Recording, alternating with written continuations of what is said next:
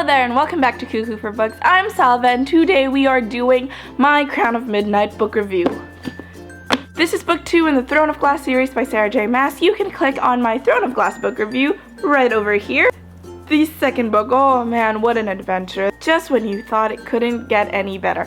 I personally loved Throne of Glass, the first book. After reading Crown of Midnight, I was like, Throne of Glass sucks. This book is amazing. Like, I don't know if that's a bad thing that it's so good that it makes its predecessor look like crap, even though it was good. Crown of Midnight takes place about 3 months after the events of Throne of Glass. Celaena is fully into her role as King's champion, so she's dealing with the gross things that the king wants her to do as his champion, mainly killing innocent people. And then we've got Chaol, who's also dealing with that, like, this friend I have is just killing innocent people. That's not cool, friend. Wink on the friend part. And then you've got Dorian, who's also dealing with, oh man, if you guys remember, at the end of Throne of Glass, Dorian and Celaena parted ways. They ended their little fling thing because Celaena wants freedom.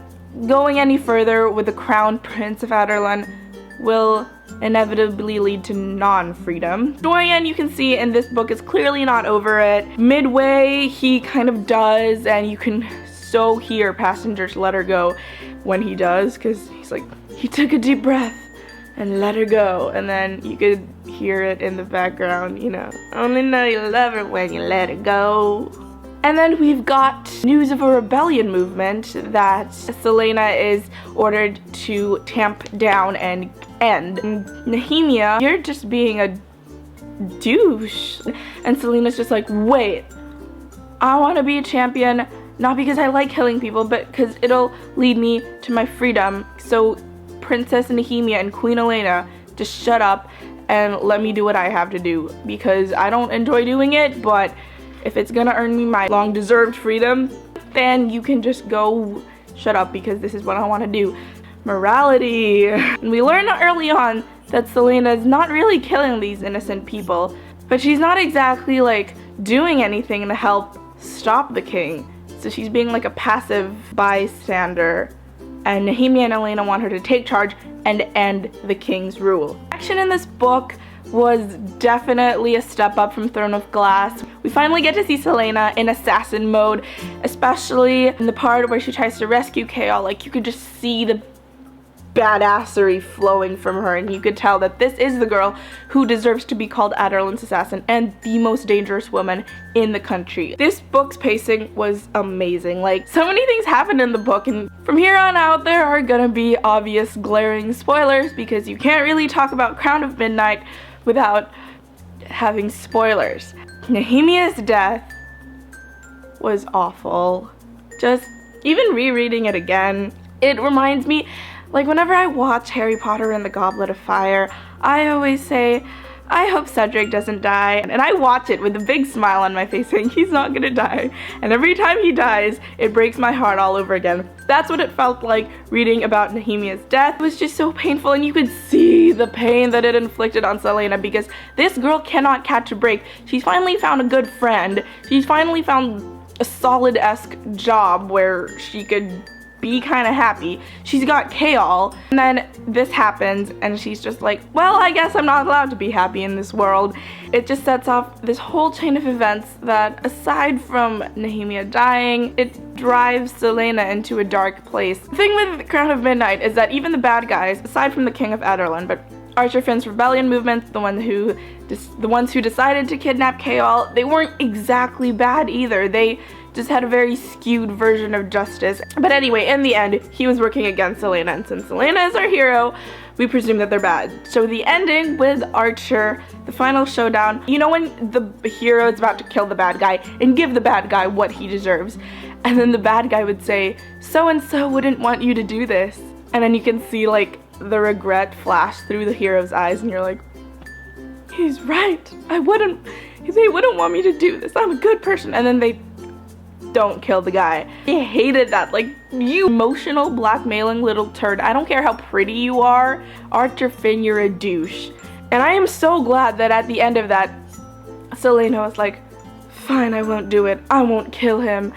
And then Archer says something, and Celaena's like, nope, I still hate you. and then kills him. And oh, I'm so glad she did that. I'm not advocating violence, I'm just saying, like, in the context of the book, I'm glad that the character did what they did. I don't believe in killing people who deserve it. Not that anyone deserves it. Wow, this just turned into a PSA real quick.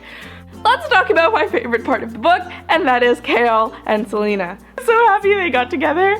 I'm Team Kale. I'm sorry to all the Dorian Rowan shippers out there, but I am firmly Team Kale because he is so good and noble and handsome and noble and handsome and just amazing. You could see how much he cared for her in the first book. Get up. And then in this book, the line he keeps talking about, Kale and the line. I actually ship Kale on the line because he talks about it so much. He's like, there's a line I can't cross. I'm towing the line right now. Kale and the line, the line, the line, the line. He finally crosses the line. So happy he did because they are so cute together and they're all each other.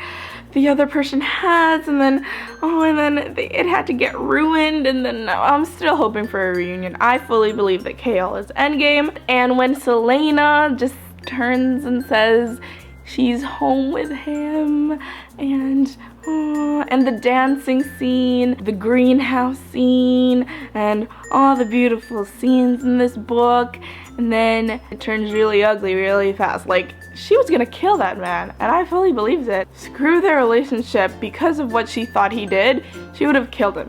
And I think that's a really good part with Selena. She would have killed her boyfriend because he caused the death of her best friend. Bros before hoes! Dorian having magic was just beautiful, and he doesn't know how to control it. You could see the ice gown on him, and he could be practically singing Let It Go. Because it's exactly like that. He has ice. This book came out before Frozen, just so you know. It's not like a big Frozen knockoff, but you can see him with his ice powers, and he's conceal, don't feel, because my father, the king and the most powerful man in the world, hates magic. So he definitely has to conceal and not feel that. And oh, my poor baby boy. Let's talk about the title. I don't get the title. Is that the crown that Nehemia bears because it's a dark royal duty? Is it the crown with the weird keys?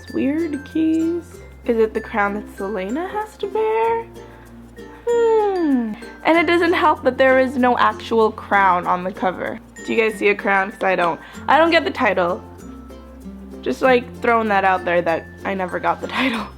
The end reveal. What I love about this series is that it gets bigger with every book. Like, the world gets bigger, the stakes grow higher when you thought they couldn't get any higher.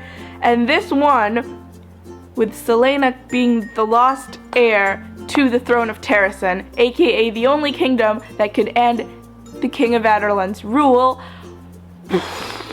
That is it for my Crown of Midnight book review. Give it a thumbs up if you guys liked it. Leave a comment down below. Don't forget to subscribe. You can follow me on Instagram and Twitter at Cuckoo for Books.